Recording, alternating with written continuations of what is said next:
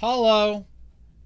Oh. Welcome to Friday Wow. Night Magic at Four Horsemen Comics and Gaming. I'm Ryan, and with me I have Kurt, who we just gave a very expert analysis on this match up until this point. But nobody heard that because we had the microphone muted. Well, And I am sorry. that is entirely your fault. I am taking full blame for this because it is actually and factually my fault. Well, so imagine that you just heard some great commentary on Ponza.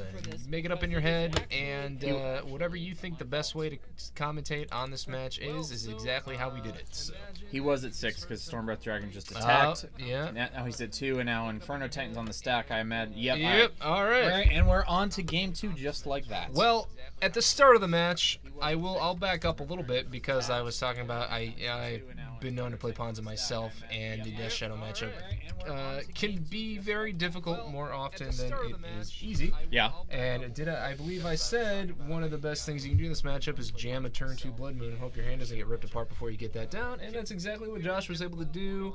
And a couple fatties got there. Yeah, and a Stone Rain, keep off black. Yeah. And that's Ponza playing how Ponza wants to play. Bonfire didn't even have to resolve. No. It was a little excessive. I don't know if I would have necessarily bothered. Although, it is really exciting when you actually get to I don't think it, so. I don't think I could pass up a Miracle Bonfire on camera. No, yeah. So you play Ponza. Sideboard-wise, what are you looking to take out? What are you looking to bring in against this matchup? So I don't know what Josh has in his sideboard for this matchup. If it were your list. I would have boarded in Kitchen Finks because I typically run those on my sideboard, but he has those main boards, so. Maybe he has a split. Yeah, if he has Thrun, I would consider bringing that in because it can block indefinitely, and they have a really hard time getting that off the board. Thragtusk is a little slow, but if you can ramp into it, that feels really good. It's hard because really one of the best things you can do to get ahead of Death Shadow is to stick a Blood Moon before they can get their mana base figured out. And when they are packing 4 Inquisitions of Kozilek and 4 Thoughtseize and all those things, especially on the play, it's going to be really hard. One of Ponza's big weaknesses in this matchup is they don't have any way to protect their hand. I don't know. I had actually... a little over a month ago when I met Josh for the first time, and he had a Ponza deck. We talked, we shot around some Ponza ideas, and I tipped him on to some sweet tech for the Death Shadow matchup that I really like. And I know Josh grabbed some and put them in his deck originally, and this was like a month ago. I don't know if he's kept them in his deck, but I really like Chameleon Colossus. Chameleon Colossus, I used to play that in the sideboard of my... I used to play it actually in the Pod sideboard and the Obzon sideboard, and there's some matchups where that's just crazy. Chameleon Colossus really hurts Death Shadow's decks. It blocks every relevant creature they have. It is immune to literally any type of removal that they have. And you typically can get to 8 mana very quickly and make that thing a 16/16 and just kill them. This was a few years ago, back when they did the Modern Super League on the Wizards of on the Magic Twitch channel. Li Shi-Tin was playing Elves, and he's playing against Reduke, who's on Jund, and he boarded in the Chameleon Colossus for game 2, and I forget what the power. But he got to activate its ability multiple times. Oh, yeah, with Elves? Yeah, it was crazy. Yeah. It's hilarious. I picked that up when I was in SCG Baltimore way back when. Seems like it was yesterday, but it was a while ago. And, my first matchup I played against Eldrazi Tron, which, for the Tron players, they didn't have a good time. Yeah. But I did manage to pump my Chameleon Colossus. I think it was a 16/16 and killed him with 1 attack. Yeah. Oh, and he had 0 lands on the battlefield, and it was All right, back in the game. Ethan is once again on the play. He's going to opens on fetch shock. Serum Vision. Yeah, he's gonna Fetch Shock and Serum Vision. I'm gonna say top bottom on this one. Josh is dodging the discard spell so far, and this is probably the luckiest thing that could happen. Well, to him I in mean, this matchup. you're more worried about having your turn 2 play discarded rather than your turn 1 play, right? Because I mean, It depends. Like if I open down a hand of like you're more worried like about land, Arbor Elf, Utopia Sprawl, and like Blood Moon. I was like, sweet, I'm gonna get like the, or even not even the Arbor Elf, even like the Utopia Sprawl. And I was like, sweet, I'm gonna get like a turn 3 Blood Moon or turn 2 Blood Moon out. Like this is gonna be awesome. And then they Inquisition you on turn 1, and they take your Blood Moon. And you're like, right? well, Yeah. that sucks.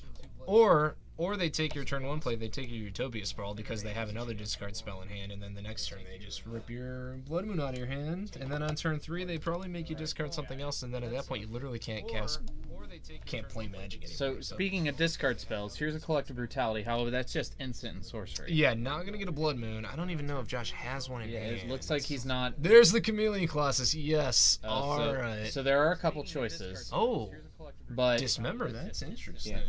Ethan did not escalate it. No. So, it's just going to be a 1 for 1. So looks like he probably. I know we typically run mainboard Beast Withins. In my sideboard, I usually had one more tucked in there just so I could throw it in for hard matchups. Yeah. I don't know if Josh has done that or not. The Dismember looks like it's probably from the sideboard. Yeah. That's gonna be able to get Gurmag Anglers and Creeping Mold Tassigers. there. That's Monvuli Acid. Okay, yeah, that's. I was thinking Mold Moss, like. Alright, so he's going to take the Beast Within. Maybe Ethan is low on threats in his hand. Yeah, well, Josh low on land. I'm surprised he kept this hand, actually. Maybe just because of all the removal. Yeah, he's got a good removal package in his hand. Dismember, I like Dismember. Yeah, Dismember. I like it for this matchup. Kills Tasker, kills Gurmag Angler, kills everything. Well, I mean, it'll kill some Death Shadows. It's not quite as good against like the Jund variant of Death Shadow, but you don't really see that anymore. So I pretty much just see playing Grixis almost. I've seen Grixis are 4-color. Yeah, I've seen some people playing 4-color. Yeah. Alright, it looks like Ethan's just going to kick it back. Yeah, it looks like he's got Thoughtseize in hand, but I guess he feels like he doesn't need to use it right this second. Sitting on a Terminate, a Bolt, Thoughtseize, and is that Tassiger? Oh, yeah, I think it is, and I think he's the thinking Banana about King. casting it. Okay, here's the Banana King himself. Probably trying to bait out the Dismember here. Yeah.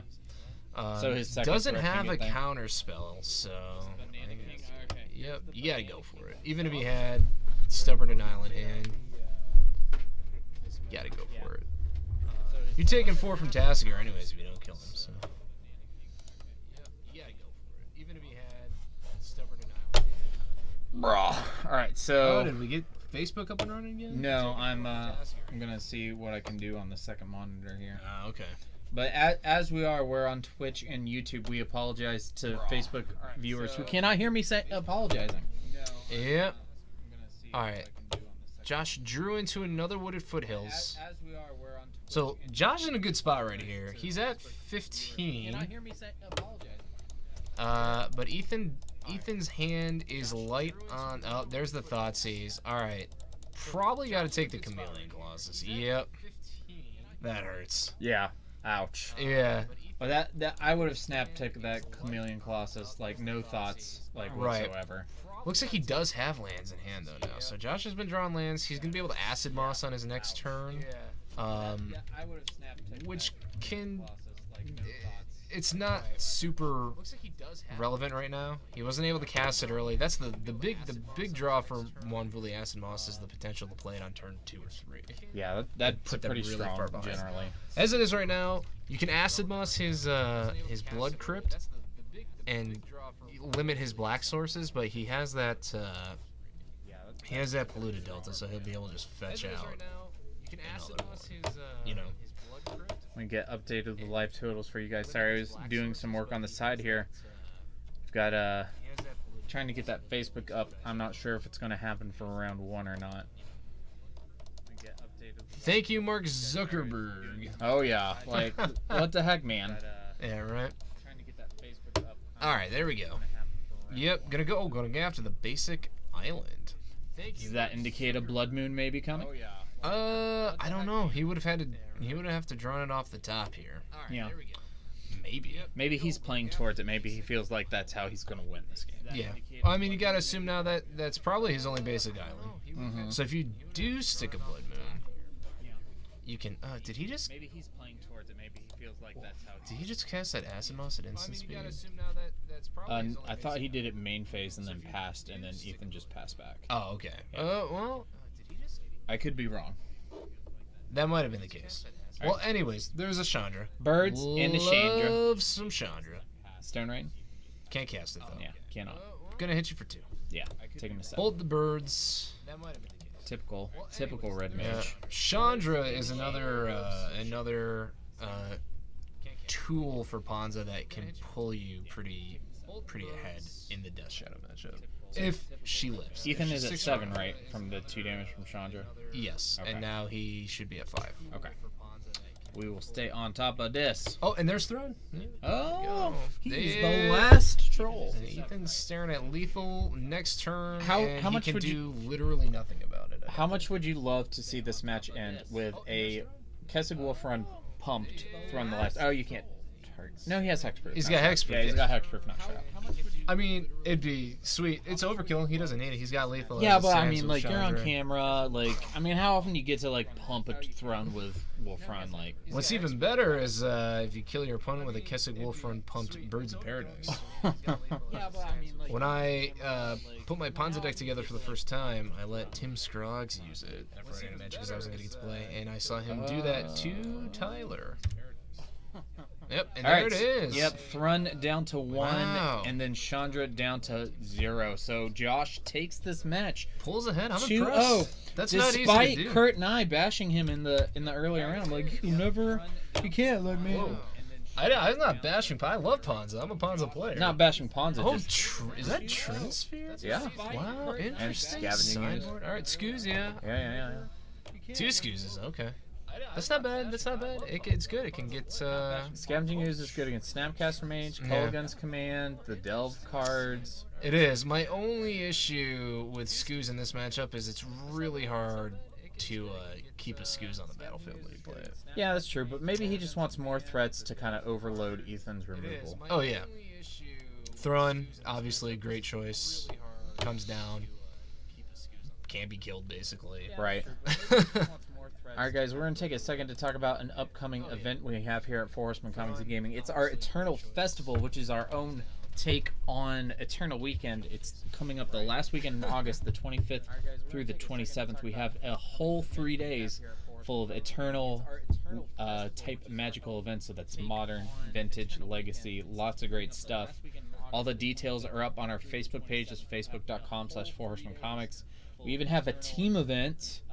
Oh, yeah. Which is day 2, Team Eternal main event, which is Modern, Proxy Legacy, and Proxy Vintage. So if you could play in that event and be on a team with any other 2 players and play any slot in any deck you want and have the other 2 players pick everybody's deck, what would it be?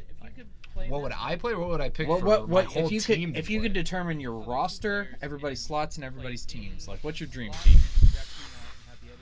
Oh, I don't know. It could be anybody, like you and John Finkel and Kai Buddha, like whatever you want. I really like. I don't know who I would choose as my teammates, but for the modern deck, I think I really like probably Eldrazi-tron. Right. It's a really strong deck, and it's not really gonna take any.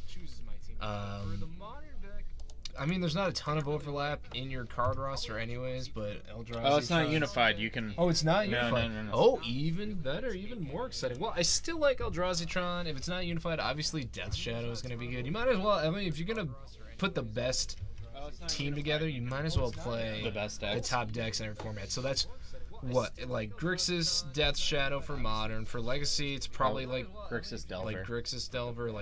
Isn't Sultai pretty good too? Yeah, not but as good it's anymore. not as good at the moment. So Grixis Delver, Grixis Death Shadow.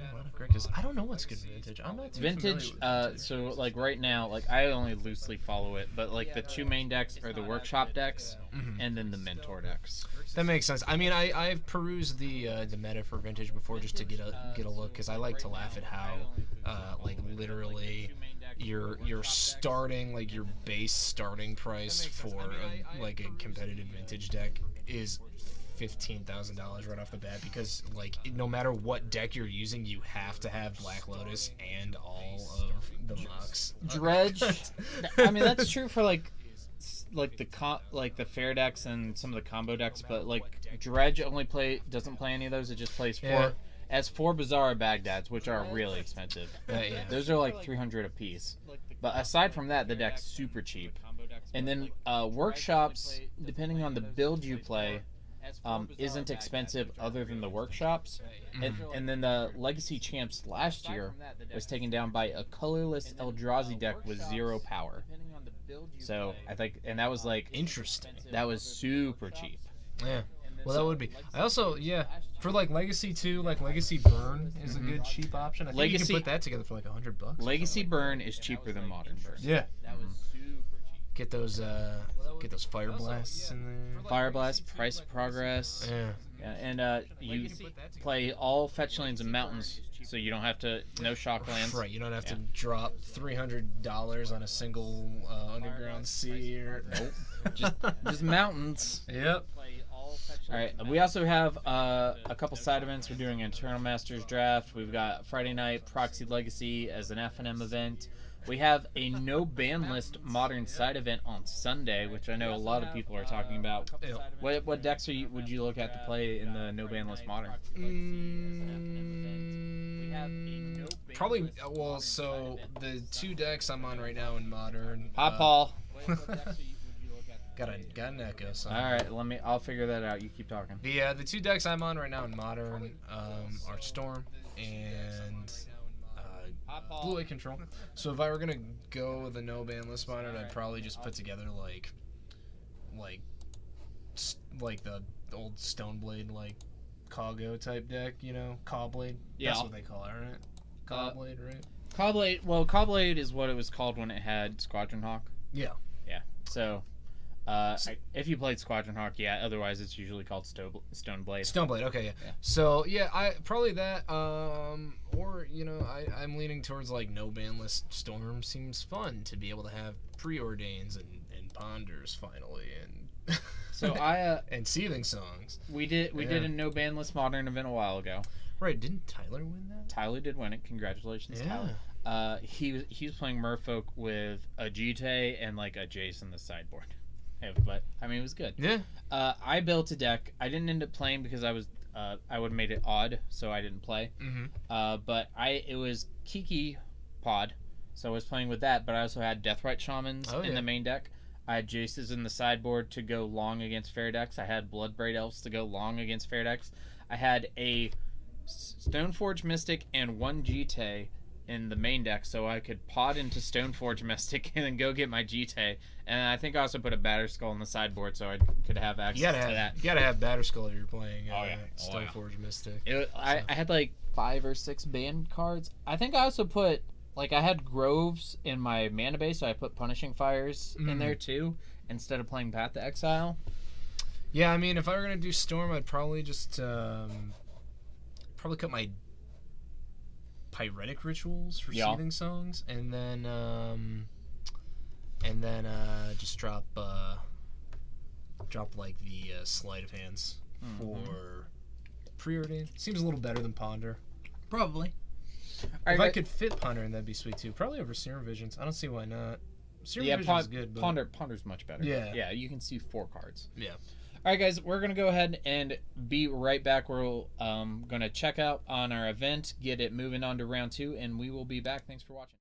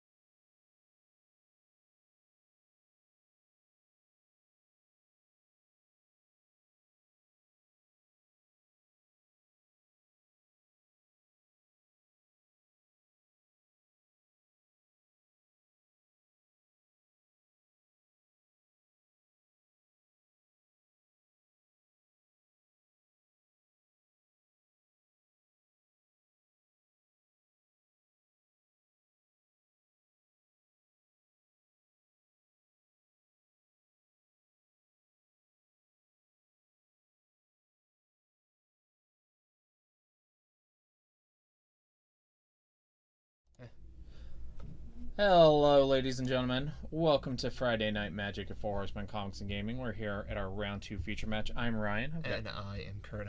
Cut you off there. Yeah, you did. But that's all right. That's all right.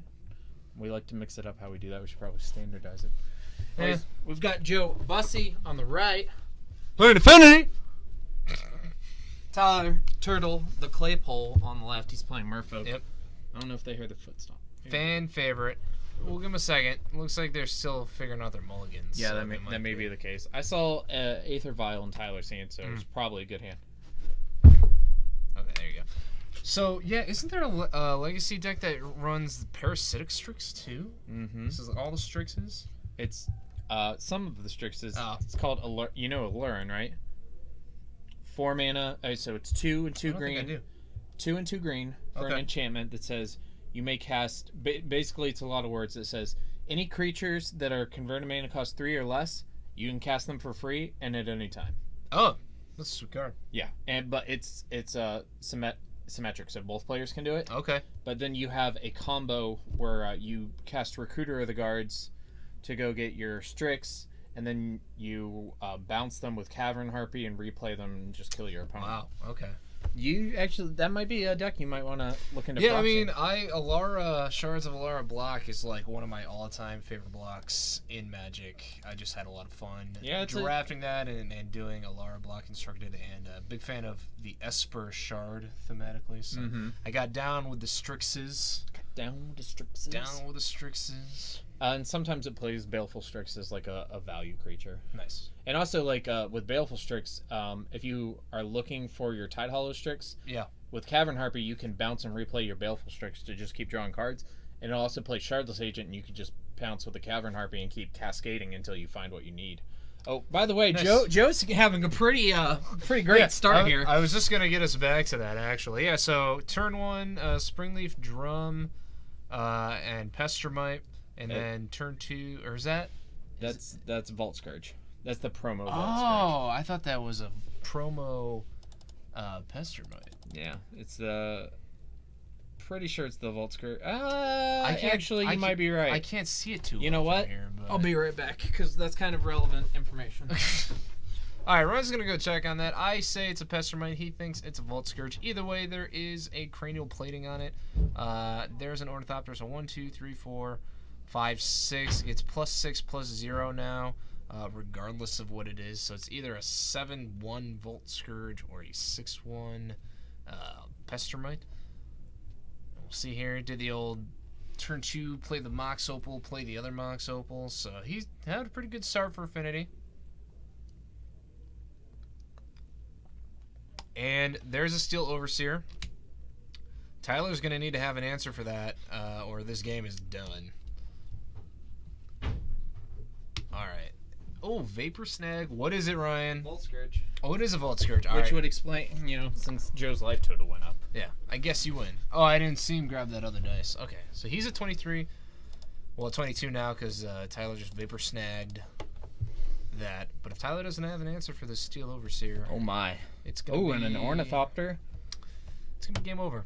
What's scarier than an Ornithopter equipped with a cranial plating when there's a Steel Overseer in play? Probably something that's already bigger than an Ornithopter. An Emrakul. Yeah, but I don't think I've ever seen an Affinity deck lose a match where they got to activate a Steel Overseer. Yeah. I don't think I've seen it. I don't think I have either. Alright, so Tyler's going to Violent Silvergill Adept, cast Silvergill Adept, revealing Curse Catcher, draw quite a few cards. Yep. And Curse Catcher's not going to get it done, though. Yeah. He needs a...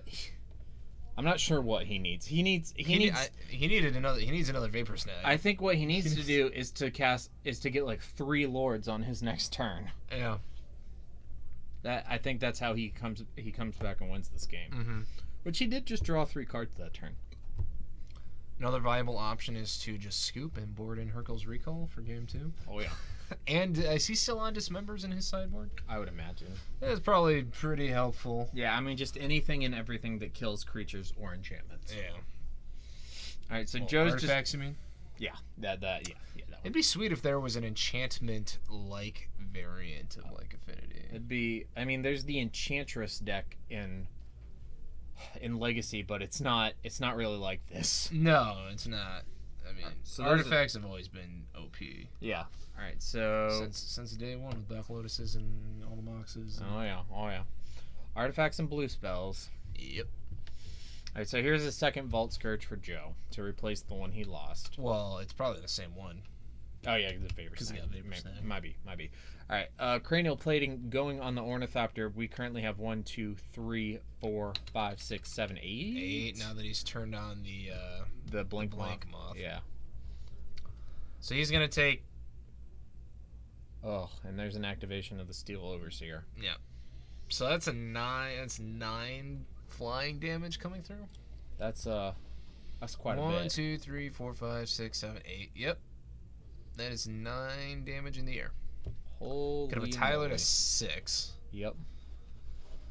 Yeah, he needs like more lords than I think he can cast. Yeah, I don't. he He could potentially put 3 into play. Oh, not with that Mutavault. That No. Mutavault, yeah, he'd have to have all blue that Master Masters- Waves yeah. isn't gonna get it done because he's just dead in the air. yeah. Unless he has a Harbinger of the Tides to violin off to put into play off that vial. Doesn't Harbinger of the Tides cost 3? 2. Oh, it only costs 2. Okay, which one costs 3? Marrow Reader. Oh, Mirror Reader. You got it. I don't know enough about the fish, man. Although if Joe attacks with 2 creatures and he has double black up to attach, so that'll be game anyway. But we'll see what happens here. Yeah. It's Joe, probably the smartest thing for Joe to do is just attack with the Ornithopter and the Vault Scourge and leave up the 2 black with the Springleaf Drum and the Mox Opal. Yeah. Because I think Tyler's only out here, since he's tapped out, is a Harbinger of Tides in hand. Which he may have. And actually, this works too, as long he just needs to attack with 2 flyers and have 2 black up. Yep. If he attacks with all 3... Well, so he can attack with Pestromite. Well, actually... Can't be blocked, right? Yeah, but he's dead without the cranial plating. Yeah, 1, 2, 3, 4, 5. Well, He's got 6... Joe has 6 power on... no. Oh, yeah, because of... if the Ornithopter gets bounced, the other because 2 of creatures are Pestromite. 6 power. So it won't matter. Alright, so there's the Blink Harbinger. Moth is Infect, though. So... No, Ink Moth is... Ink Ink Moth is yeah. Infect. I always get those confused because Yeah, the art I do looks too. very similar. Yeah, that's the new art. Yeah. Alright, so there's that, but Joe should still have 6 here. I think they're just counting it, perhaps. Are you sure that's not an Ink Moth Nexus? Inkmoth Nexus has a little purple on it, I believe. It's hard to tell from Yeah. where we're sitting. Can't see the card that well. No, alright. Looks like Yeah. Okay, so Joe Bussey is going to take game 1 over Tyler Claypole with the old bots. Yep, just a little too quick for the fish. Yeah, the Autobots have defeated Ariel and her people. No tea, no shade. Oh man. Alright guys, we are going to talk about, we've got some other cool events going on. We do have the Magic the Gathering Player Appreciation Day going on tomorrow in the store. We've got a whole slew of events starting with free Mini Masters pods at 12 o'clock. So you can, each player gets 1 free pod, and if you'd like to play in a second one, you can do so. But only the first one is free. Do you know what Mini Masters is? I am somewhat familiar, but why don't you run me through it again so the fine folks listening? It's also commonly referred to as Pack Wars. Okay, yeah. Pack Wars I know more by that name. It's the same for thing. sure. Oh, okay. Each player Excellent. gets a booster pack, Yep. opens it without looking at the cards, adds 3 of each basic land, shuffle up that your... So we'll play in pods of 8, single limb. As players move on, they get to add a pack to their deck. You can use any pack that's regularly priced. So last year when we did this, we had people playing Shadows, we had people playing Conspiracy, we had people playing Oath and Battle, and it was crazy. What do you think the best booster pack would be to use if you could choose any? Or let's say any that we would have readily available. I'd probably go with Shadows and try and get some Werewolves. Mm. Werewolves are real strong and limited.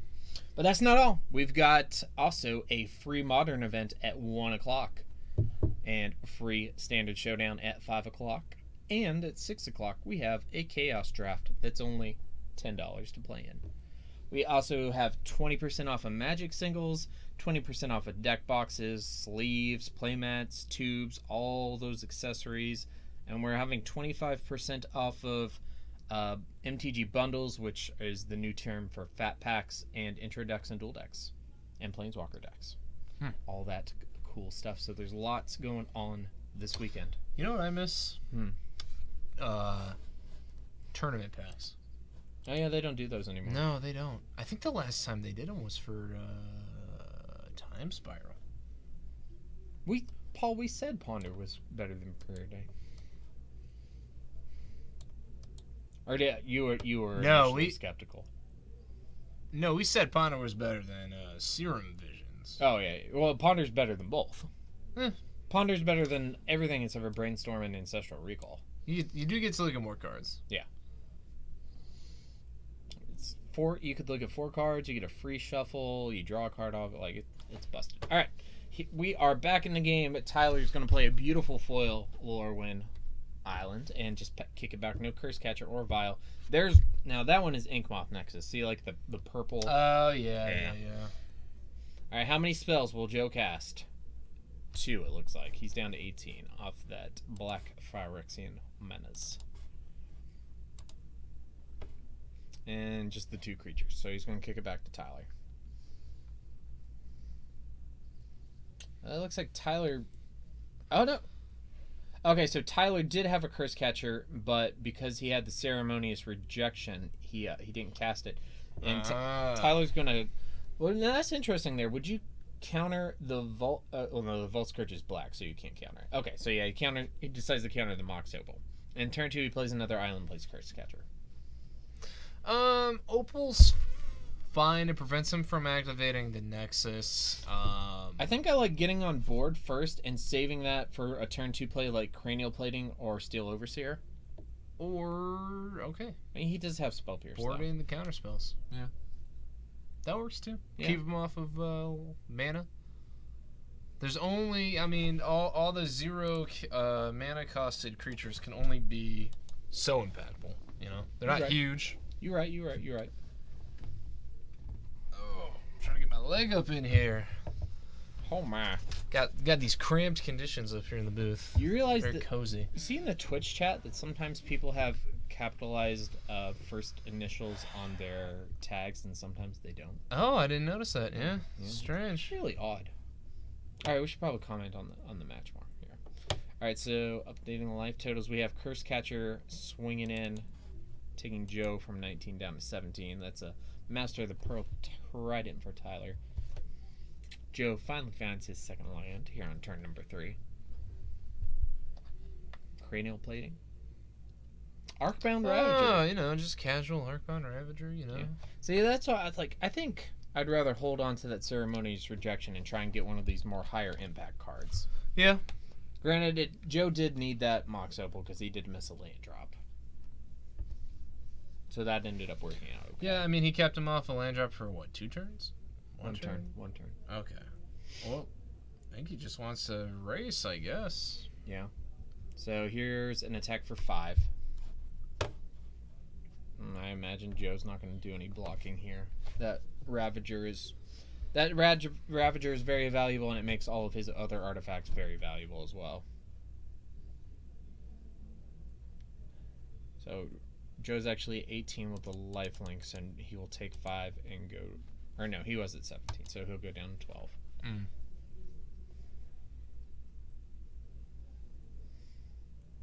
And it looks like that's it for Tyler. Yeah, I can't see what he's got in his hand, so I'm not sure. He could be sitting on another... I wonder how many Ceremonious Rejections I bet he has 2. Probably 2. Usually you play at least 2. One of those aren't very good in this deck because you don't draw very many cards. Right. And there's no tutoring or anything. All right, so we're Just gonna turn everything on and Yeah, go we're moving to sideways, I combat here. guess. 2 in the air. One is poison. So it looks like Tyler's going to take 1 poison and go down to 18. Yep. And then Joe will go up to 13 or 17. My bad. Might be.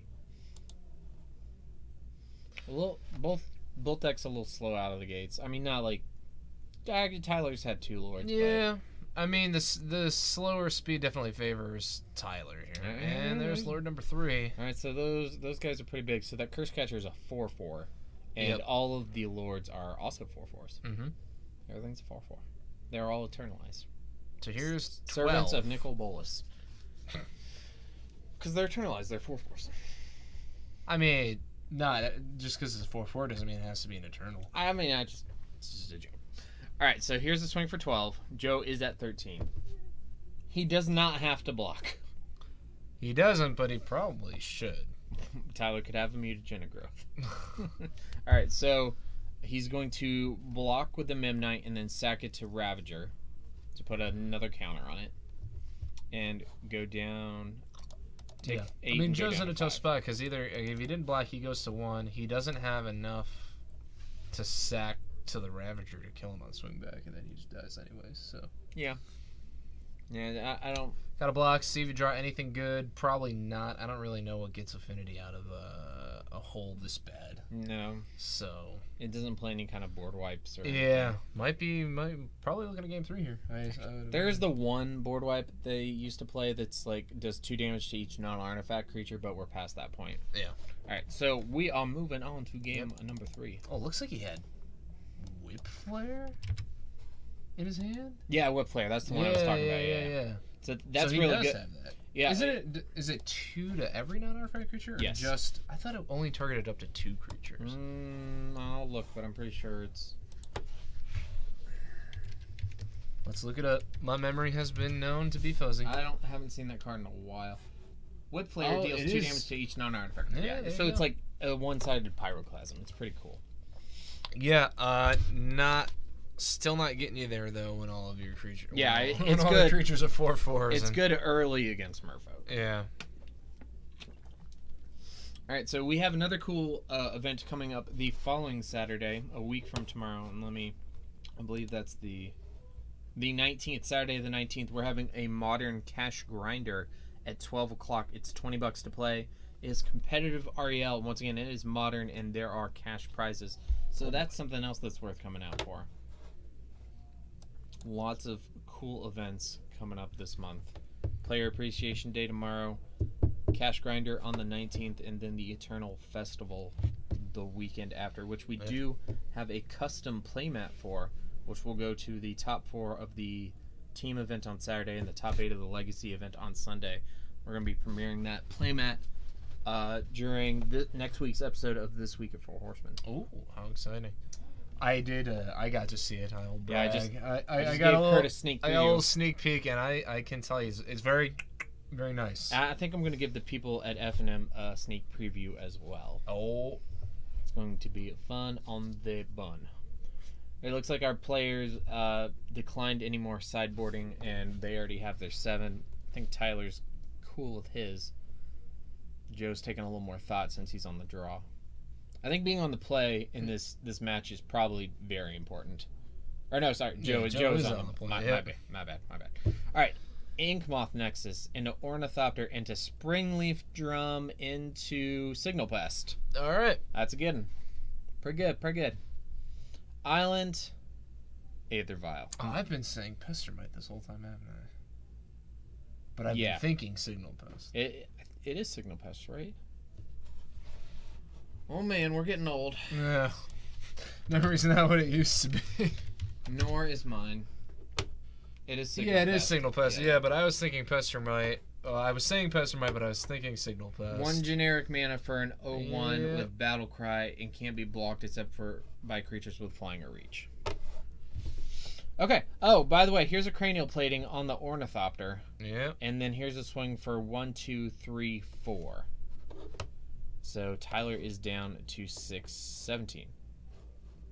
Not too bad. No, it should be. There's 4 artifacts. But right? Tyler's. This is looking very similar to game hold one. on. This was. It should be 4 power, right? Because there's 4 1, artifacts. 2, 3, 4. Yeah. Tyler didn't gain a life for any reason. All right, let's go. I'm gonna go step downstairs and make sure they update those life totals. Okay, you want to give a big stop real quick before? Nah, they just Nope. have to roll Okay. the die down.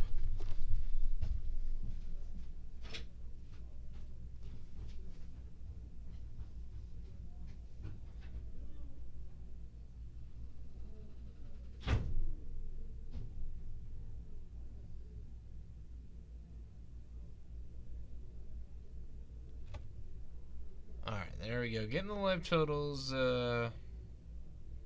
straightened out here.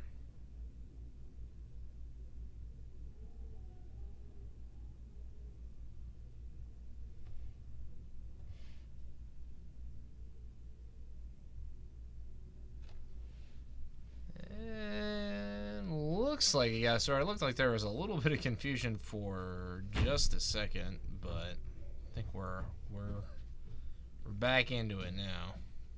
Jump on in. Hey, I got a cock gun. You got a Culk gun. Yeah, that's that word. Yeah.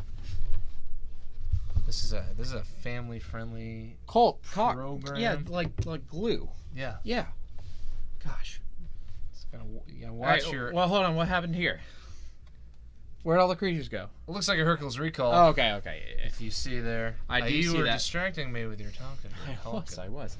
All right, but I don't think it's going to take Joe too long to. Yeah. No, I mean it buys Tyler a turn, and he needs a lot more than just a turn. Yeah, and only really one turn, because on Joe's next turn he can cast and equip that cranial plating and go right to it.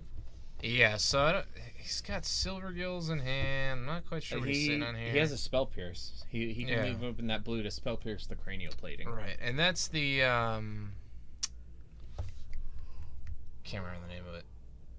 The merfolk that lets you balance a creature, right? That's Harbinger of the Tides? Yeah, I think that's what he revealed. Yeah, he has a Harbinger of the Tides. So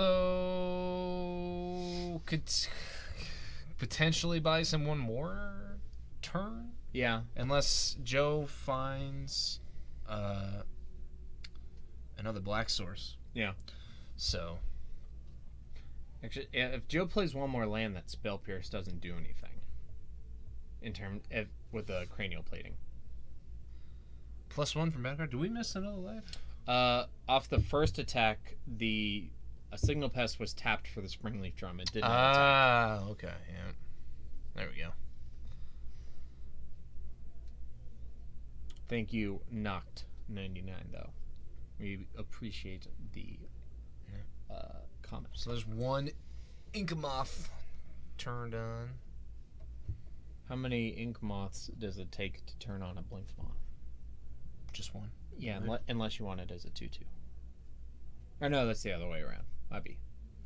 All right, so here's the ink moth attacking with the Signal Pest. So the ink moth will get the battle cry. Yeah. So it is 2 poison attack. Tyler looks like he's going to go ahead and use his Harbinger of the Tides to bounce the ink moth Nexus back to hand. I wonder why. Any idea why Joe decided to attack there rather than recast the cranial plating? He may be afraid of the Spell Pierce, which Tyler does have. Yeah, which is fair. Or Ceremonious Rejection. Yep, and I mean Tyler's showing the mana for it too. Yep. So. Here's Vault Scourge, which cannot be spell pierced. No. Nope. So can't even be Ceremonious Rejection either. Nope. It is a black spell. Yeah. Yeah. Which is what happened in game 2. Tyler cast Ceremonious Rejection on the Mox Opal, and my initial thought was, well, why didn't you counter the Vault Scourge? But because it's black. Right. Yeah. All right, so here's an attack for 2, taking Joe down to 18. So for Spell Pierce, you pay 2, right? You have to pay 2, so he could play the cranial plating, but he wouldn't be able to equip it this turn. No, he needs another land. He only has 3 mana sources right now.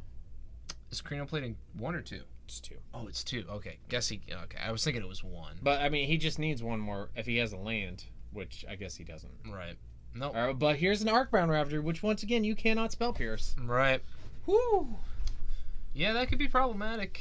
Another Hercules Recall would be nice right about now. Yeah, but I mean, like, Tyler doesn't have much of a clock in play, and that the recall just slows Joe down. He doesn't stop him.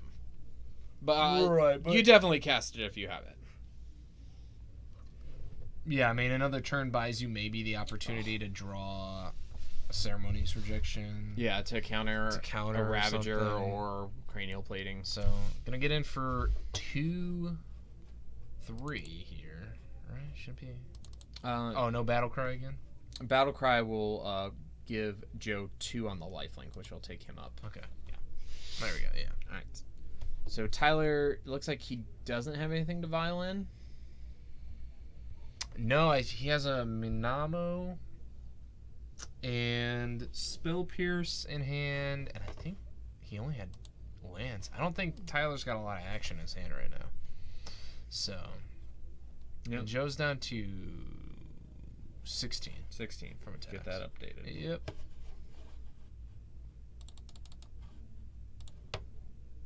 And there's Steel Overseer. Once again, like, Tyler bounced that Cranial Plating, and he's just holding up that Spell Pierce to counter it, and Joe's just like, nah, Vault Scourge, Arcbound Ravager, Steel Overseer. Play all my other, Yeah, all my creatures. all my other cards. And this clock keeps getting faster and faster with all these creatures coming into play. 2 guys with Battle Cry, so this is... It's gonna take him to 9. Oh, yeah, this is... Well, no, because one, two, it'll be 3, 4. It'll be taking to 7. Yeah, this is a swing for Yeah. 8. This is a swing for 8, I believe, which will take him down to 6. All right, now you're right. You're right. Yeah. That's hard. And then gain 3. Oh, I was counting the Vault Scourge as a 4 power. That's where I was mixed up there. This is looking good for That's Joe. in Master Waves like at the wrong time when it's not. Yeah, Tyler's gotten a little flooded this game, unfortunately. Yeah. He doesn't have a way to block the flyer, so Joe can literally just attack.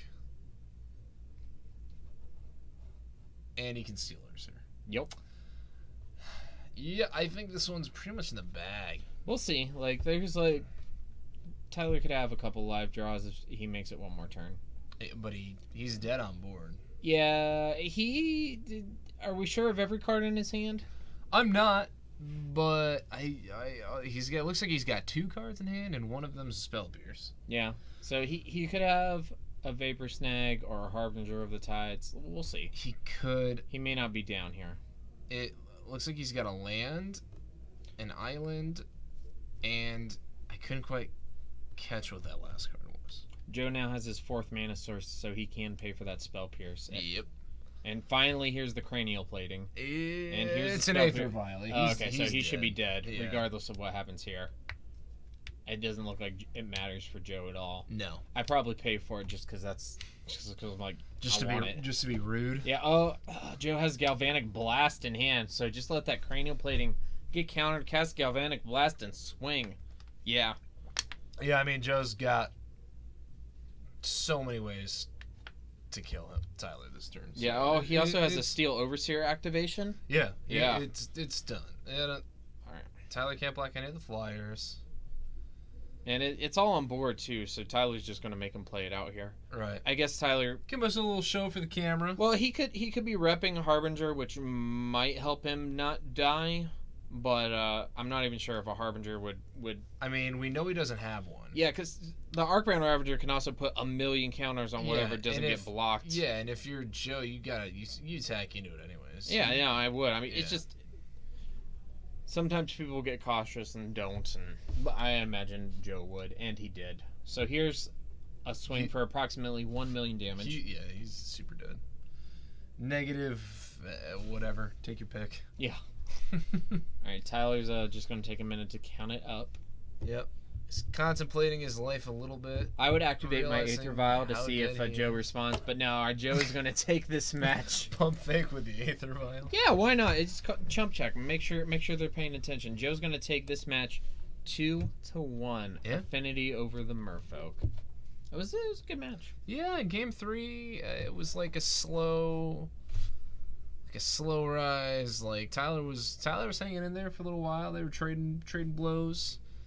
And then Joe was just like, yeah, but how many times can you stop an Arcbound Ravager? You right. and a Steel Overseer. And I still have this cranial plating in my hand.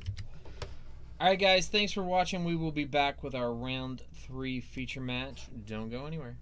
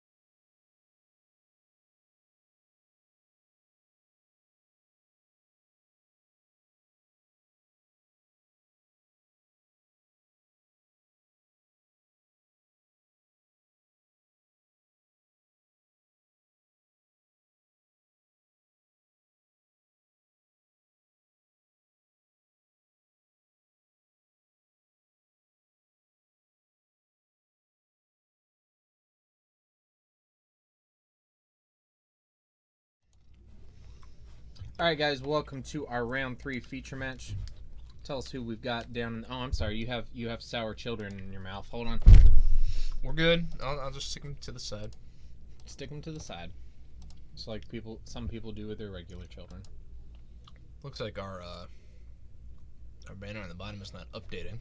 Oh, I updated it and I did not click save. All right, well, we have Nicholas Carpenter on Merfolk. I know we just saw Merfolk, but this is a bit of a different take. We wanted to see Sean's deck really badly. Yeah, Sean is running it's Red-Green Vengevine, but it's become, I think, more commonly known in the past week or so as Hollowvine. Well, see, tonight was the first time I've heard it called that. I've been hearing it called Red and Green Vengevine. So, we've got, I've got them clipped. We have Nick on the right who's playing Merfolk. Sean is playing Hollowvine on the left. So Nick went Curse Catcher, and Sean said, well, I have a Neonate. Isn't that neat? Sure is, Ryan. Sure is. All right, yeah, so Hollowvine or Red-Green Vengevine or whatever you want to call it, for people who haven't seen, I think there was like an event recently, right, where a pretty the high most recent level Star event City that Open. like did I think really well. the person playing it just missed out on top 8. Yeah, so they it's red green, and it's really interesting what it's trying to do. The 2 key cards that it gets its name from are Hollow One and Vengevine. So Vengevine is a 4/3 for 2 green and 2 colorless, and it's got haste. If it's in your graveyard, if you cast when you cast your second creature spell in one turn, you get to basically reanimate the Vengevine from the graveyard. It goes onto the battlefield, and it gets to stay there. Yeah, and it gets to stay there. It's not like a temporary thing. And then Hollow One is a 4/4. Oh, you're just going to bring it up? I'm just showing you. Oh, you're showing me. Okay. So, yeah, I know what it does, man. Okay. You don't got to show me. So, it's a 4/4 for 5. It's an artifact creature. It has cycling for 2, and also whenever when you cast it, you can cast it for 2 less mana for every card that you've cycled or discarded that turn. So basically, it's playing Faithless Lootings and Cathartic Reunions and Neonates and Street Wraiths. I was like, why am I blanking on Street Wraith? Yeah, plays a whole bunch of discard effects like that, so that you can basically cheat a Hollow One in for free a lot of the time, or only for 1 mana. Yep, there you go. So, yep, one good Faithless Looting lets you cast Hollow One for 1 mana. Yeah, he sacked a Neonate. Yeah. So he also sacked a Neonate. Yeah. So basically, the goal is to do Faithless Looting or Cathartic Reunion and pitch your Vengevines into the graveyard that way, and then use that discard also to cheat your Hollow One into play. And then there's a whole bunch of cheap 1 mana creatures that also let you get your Vengevine back. You can cast them pretty easily, 2 of them in a turn pretty easily. So the Neonates only cost 1. They run Monastery Swiftspear, which only costs 1. Goblin Guide. They run Goblin Guides, which only cost 1. Mm-hmm. So the deck can play out sometimes like a burn list or like a weird zoo list. Yep.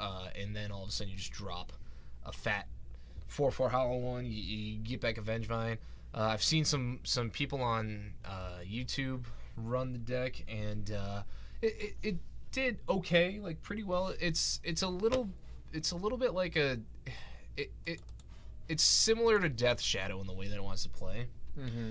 But you get to preserve your life total a little more, and it's a little bit slower, and the creatures are not quite a little bit as worse. big. Yeah, but you can do some really janky things if you're at 3 or 4 mana, where you play a Faithless Looting, discard 2 Vengevines, and then cast 2 Goblin Guides, get back your Vengevines, and you're attacking them for 12 mana on turn, or 12 life. Yeah. On turn 3. I have seen plays like that, and that is pretty sweet. Well, that's pretty do cool. stuff like that. All right, so Nick is going to take the full 5 and go down to 15 here. I think what Nick is looking for is a Spreading Seas. Mm-hmm. And a Lord. Hollow One is nice too because he dodges Fatal Push, which helps a lot. And he's a pretty big body, so he dodges like bolts, things like that. Abrupt Decay is you don't see Abrupt Decay as much anymore, but it dodges that as well. Oh yeah, Hooting Mandrills. Oh, yeah, I almost forgot about Hooting Mandrills. Hooting Mandrills, Sweet card. It's this deck has a lot of high toughness level creatures. Like four is a really relevant toughness number. Yeah. Pretty not only just for Lightning Bolt, for Anger of the Gods, Pyroclasm, lots of things. Yeah, and then another big thing you can do is that they run Temur Battle Rages. Oh yeah. So, and there's plenty of targets for those when you get them. So you're almost always going to get the Ferocity trigger. Or you can just cast it on a Hooting Mandrills, which already has Trample. Mm-hmm. That's pretty good. Yeah. Hooting Mandrills, what a sweet card. It is. Also, I've seen it pop up in Rug Delver lists a little bit. I am liking that cards like Gurmag Angler and like Hooting Mandrills, which are were kind of like these not great common and uncommon Delve creatures when they were in standard, nobody really used them. No, and then Tasker was the only one that I saw played. Right, and now in a format like Modern where you can just fill up your graveyard. Yeah, you have fetch really lands quickly. and 1/2 mana spells. Fetch lands. Yeah, Faithless Looting, the Neonates, Serum Visions. Well, not in this deck, but in the Grixis.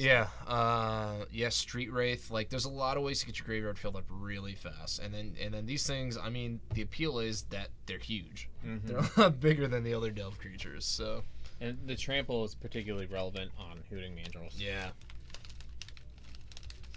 Maraudry is not actually a bad play here for Nicholas, because if Sean leaves any of these guys up to block any other Merfolk spells that Nick casts, means that he can tap those guys down. Mm-hmm. And one downside to the Delve creatures, though, you can cheat them into play cheap, but when you've already delved a lot of your graveyard away, bouncing them to your hand is a pretty good way to get rid of them for a little while. Harbinger of the Tides is good against the Delve creatures. Yeah. Although Nick doesn't have an Aether Vial in play, so that's going to make any of those combat tricks a lot worse. You're going to have to play the full 4 for the old Harbinger. Alright, but here's Silverglaw Adept, which will trigger... More Silvergills, man. Oh, no, he's going to untap his own island, but now he can cast that Curse Catcher, trigger Maraudry again if he wants, and tap down one of those 4/4s. What he'd love here is another island to cast that Lord of Atlantis in his hand. Oh yeah. And then we got a game for sure. Alright, so here's Curse Catcher, which will trigger the island. Oh man, if Nick has another island here, it looks like he doesn't. So he has a big board state, and he has a Lord of Atlantis in his hand. Yep. He could be sitting on a Void Snag too. Void Snare. Yeah. The Spell Snare? No. The Vapor Snag. Vapor Snag, yeah. Vapor Snag is also good against Hollow One. Yeah. Or Hooting Mandrill. I had the option to bounce a Hollow One with Jason the Mind Sculptor the other night at Legacy when my opponent was empty-handed. Ended up going for the Brainstorm option, but it would have been a respectable play, I believe.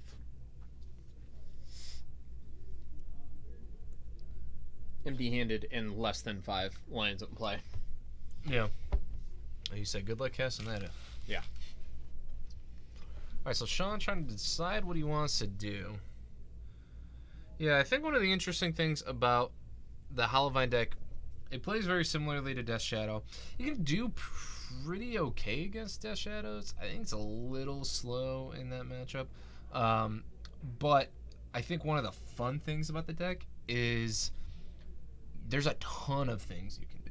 Right. There's a ton of choices you have to make. There's a lot of different little combo pieces you can do. It's not like Death Shadow where Death Shadow, I mean, what makes Death Shadow the best deck, arguably, is just how ridiculously consistent it is, and you're going to be doing pretty much the same thing all the time in all your games, and still winning because what you're doing is good and impactful. But it can get a little stale, I think, sometimes. playing Death Shadow. Whereas in this Hollowvine deck, there's a bunch of stuff you can do. You got a bunch of choices. Now, see, I haven't played either deck, but I think I'd be happier playing the Death Shadow deck. Although, I would definitely want to give this deck a shot, because I love Vengevine. Yeah. Which we've yet to see. I have piloted Death Shadow a couple of times, casually, and yeah, I mean, it's fun because it's so good. And, like, to play the best deck in, like, the format right now, arguably the best deck, it's fun to do it first, you know, you're like, Yeah. I'm overpowered, like, I've got the best deck. Yay. But it seems like the more you play it, I mean, and this is just my opinion, don't take this as fact, because I'm sure there's some Death Shadows players out there right now, who are probably gnashing their teeth at me, being like, "You don't know what you're talking about, Kurt." Like, I think it's just a matter of preference. yeah.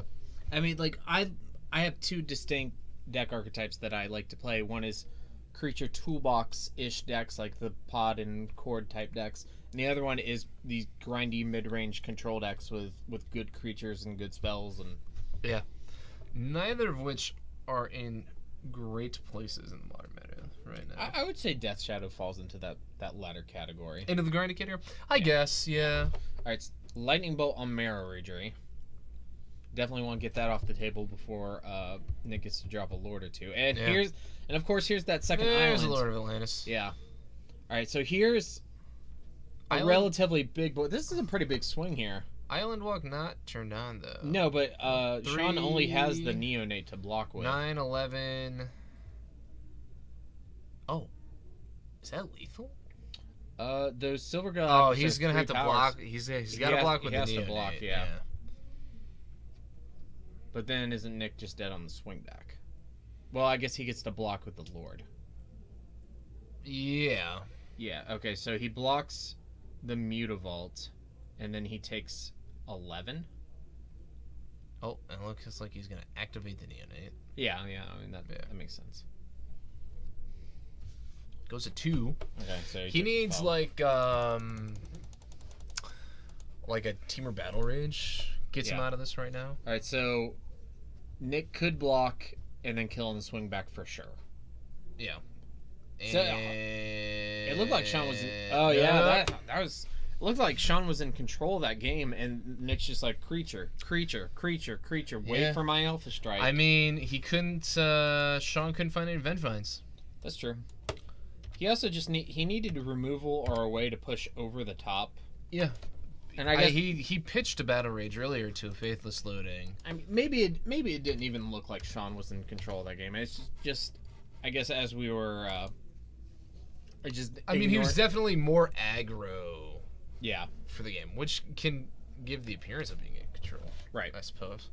No, but I mean, there were any number of things. Goblin Guide would have done it. Mm-hmm. Well, no, I guess it wouldn't have because he was at 7.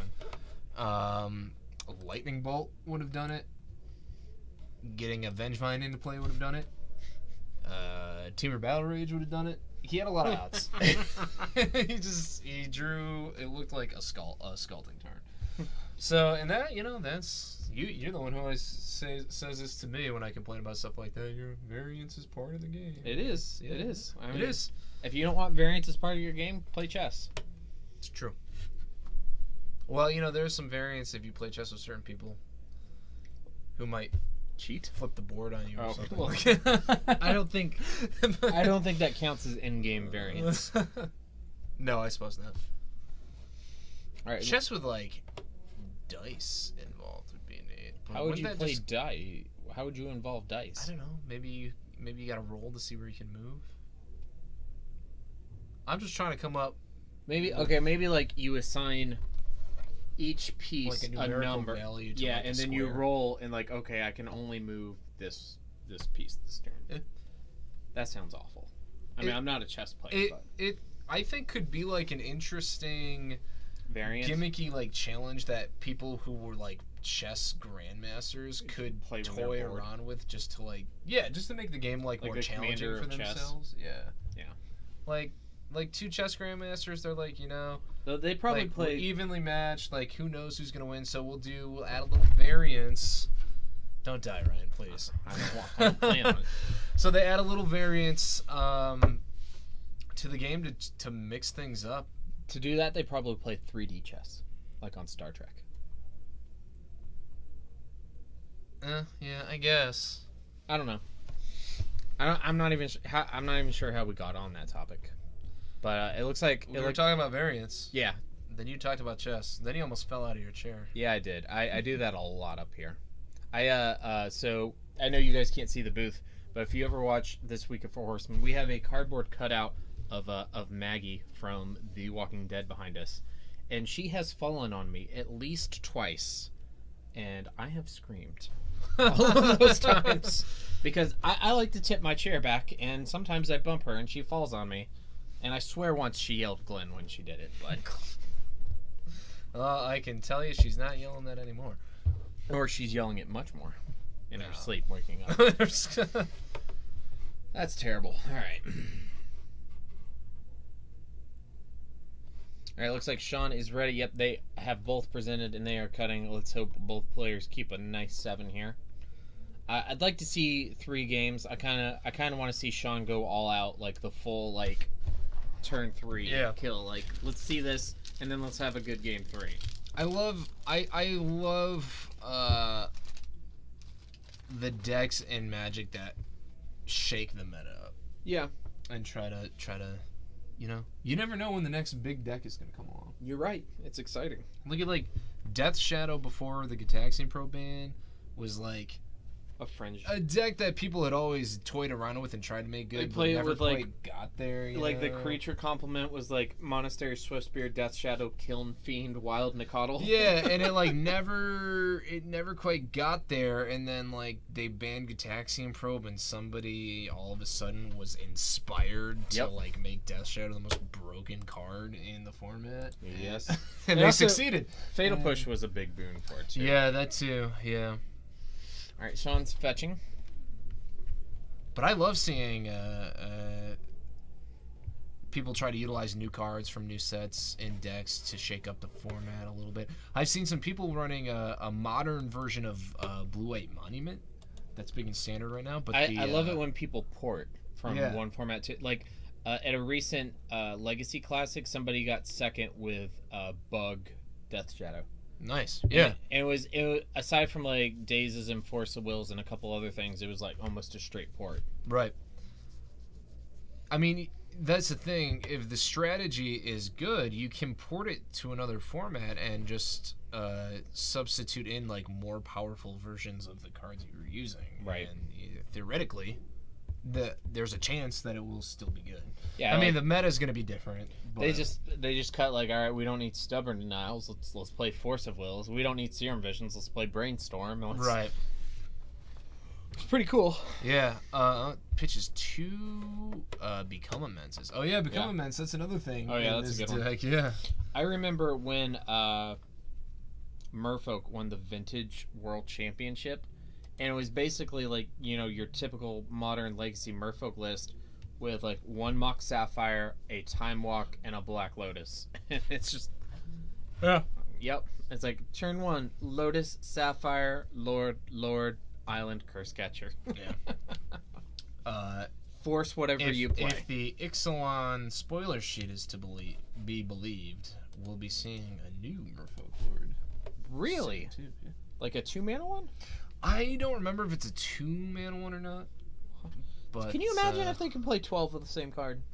they would? Yeah. What I'm do you pretty think? sure. What do you think gets cut first? They probably cut the Marrow Regeries, Yeah. and I'd probably cut like whatever Marrow Regeries I'm playing, and if it's like 2 Marrow Regeries and 4 Master Waves, I'd probably go down to 0 Marrow Regeries, 2 Master Waves, maybe. Yeah. Cut the more expensive cards. Yeah. Have you seen the Blue-White Monument in Modern? But I've heard about the standard deck. Yeah. So it's big and standard.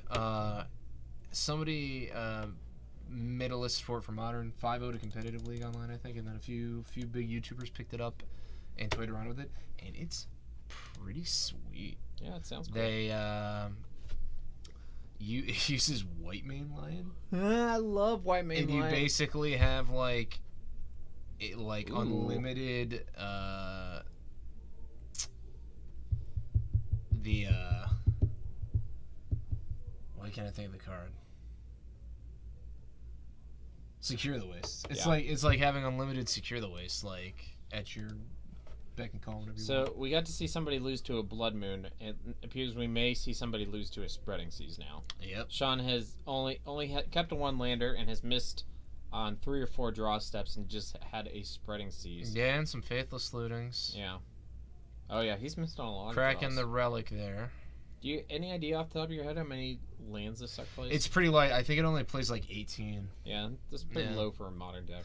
Well, yeah, but they've got all the filtering with And plus, with the. it's a lot of 1-mana spells and. I mean, 4 Faithless Looting, 4 Street Wraiths. Like, there's a lot of ways to cycle through your deck Yeah. and find what you need, but Alright, sometimes here's you just Master. don't. For 2 here. I find it so. I've seen the Squirtle tokens for so long. It's really, weird to see the actual token, tokens. yeah. I mean, like ever since Arcade Post started doing those, you don't see real Magic tokens that often anymore. Yeah, the Arcade Post tokens are pretty sweet. Here's land. Yeah, found the land. That- Might not be too late to get back into it. I don't with the know. Land. Nick has that pro red blocker. Doesn't block Vengevines or Hollow ones though. You right. Or Hooting Mandrills. That would, yeah. So- And also a what's the Tamir Battle Rage wouldn't matter either. It's not too bad, and there's only 2 elementals. Now, if Nick untaps and casts like another Master Waves, that'd Oh be my. pretty bad. Oh my.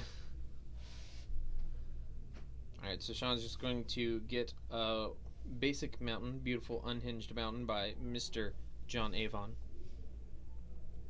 And he's going to use this red and generic mana. Some Cathartic Reunion. Chandra's like, Mom! Let's see some Vengevines. Let's do it! Come on. Discard 2 Vengevines. 1. Yep. There's one. Give us another one. Please, Sean. We want it. Please, Sean. I don't think he's got it. Well, something then, you know. Ah, it's a Tamir Battle Rage. Oh. Okay. Well, Battle Yeah, Rage one is- not yeah. gonna be super relevant. Looks like he gets another Cathartic Reunion. Didn't quite catch. Oh, he got a stomping ground. He got a stomping ground, Grounds. which means next turn he'll have 2 red mana, so maybe he can go like Swift Spear, Goblin Guide, make a Vengevine, attack for a whole bunch. Yeah.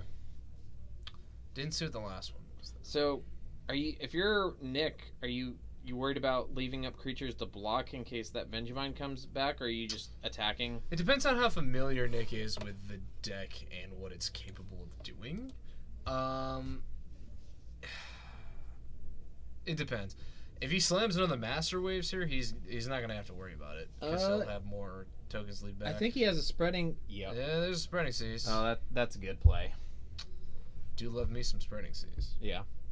I might have been tempted to tap 2 blue so I could get in with a Mute Ball, but maybe he has another. Yeah, here's a relic. Another relic. Ooh, that I'd crack that right hurts. now, probably. Oh, well, he has a Lord. I'd be really tempted to just crack that and get that Vengevine out of there, but I doubt Sean will be able to reanimate the Vengevine on his turn. Well, he can't crack it now either. So Yeah, I mean, instead of casting the Lord, but actually, casting the Lord's almost definitely better.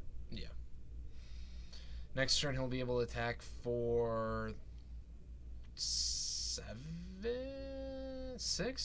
No, 9. 4.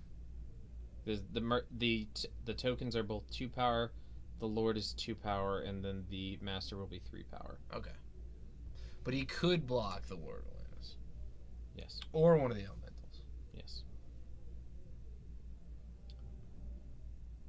Oh, he'll also have the Mutable available to him too, which will be 3, which will be Well, that'll bring it back. that'll up to be 9, 12. yeah. That'll be 12. Oh, then. Well, so that'll be 10 basically if he blocks. Heavy blocks, yes. All right. Ooh, roast. And don't see roast too often. That's 4 damage to that Lord. Although that's Sean's only spell for the It's turn. 5 damage. 5 damage, my bad. Yeah, Yeah. because it kills Siege Rhino. That's right. Yep. Still, Doing like a little roasting. Sean wasn't able to do anything aside from that, thanks to the Spreading Seas. Yeah, he's Oh, and a second Mutable. That's good. he's just kind of like it's like trying to empty out your like sinking boat with like a little cup. Yeah. He's having a hard time. Getting dragged under by the merfolk. Under the sea. Under the sea. Dragging Sean Carroll. Under the sea. Well, so we saw one merfolk deck lose. We may see one win here. We'll see. There's another Master Waves. 1, 2, 3, 4. So you're gonna have 6 elementals. And That's they're a whole gonna bunch. be 3 2s. That's a whole bunch. That's a lot. Alright, down to 12. You know, it's an awesome card right now that he could draw, like a Pyroclasm. Pyroclasm, yeah. Or Lord of Atlantis would be great. Well, not for Well, Sean. actually, yeah. No, not for Sean. I'm thinking of Sean's outs here. Well, the Pyroclasm doesn't kill the Masters. Are they 2 3s? No, they're pro-red. Oh, that's true. The perfect. Yeah, well, gets rid of all the elementals at least. That's true. Kozilek's return. Yes. Kozilek's turn would even give him a use for that blue mana. Yeah. That would be ideal. Yeah, I love Kozilek's return. I wouldn't be surprised if he had it in the sideboard either. We'll have to ask him after this. I don't think it moved. We're good. We're good. It's me knocking our camera around down there. We do need to adjust that playmat, though. Yeah. It's making my OCD go up the wall. Oh, man. Yeah. We don't want that. Now I'm chewing on my fingernails as we speak.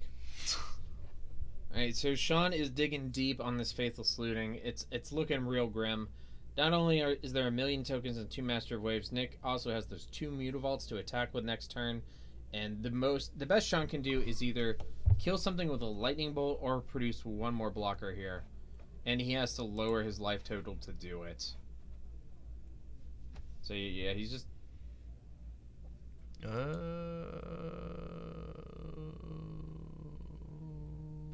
I'm wondering if he has something in hand to kill those Spreading Seas since he's taking a look at what's underneath.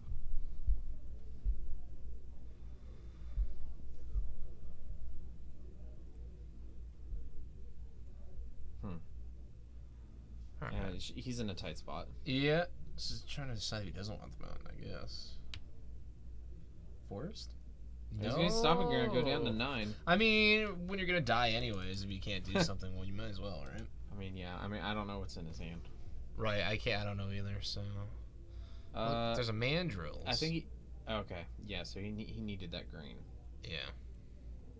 So Mandrills will block and kill a Master of Waves. Right. I don't think he can get a Vengevine out. Yeah. Oh! Hollow one. That's that gets the Vengevine back. Gonna crack the Relic. Oh, yeah. Okay, so... So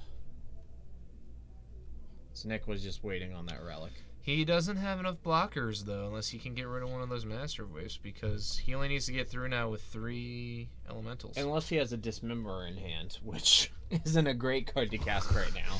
Yeah, I'm not sure if that would do it. No. I mean, he might just be trying to bluff or telling him he's got to have it, but he's got a lot of attackers. Yeah, and unfortunately, killing a Master of Waves doesn't kill the tokens in this instance, since there are 2. Mm-hmm. It looks like Nick is lining up for a big attack here. Yep. All right, so here is Mirror Reader. Yeah, which is gonna make the Masters and the Mutavaults all 3s. Yep, and that's it. All right, Nick Carpenter is gonna take this match 2-0 with Merfolk over the Hollowvine. Spreading Seas is such a good card. Spreading Seas is a heck of a Magic card. Mana Denial in this in Modern right now is huge. Yeah, it really is. Yeah. All right, we have one more feature match coming up soon. It will be round number 4. One more time, I am Ryan. And I am Kurt. I wasn't sure what we were doing there. Yeah, I know. We need to pick like one thing and stick to it. But either way, we will be right back. Thanks for tuning in.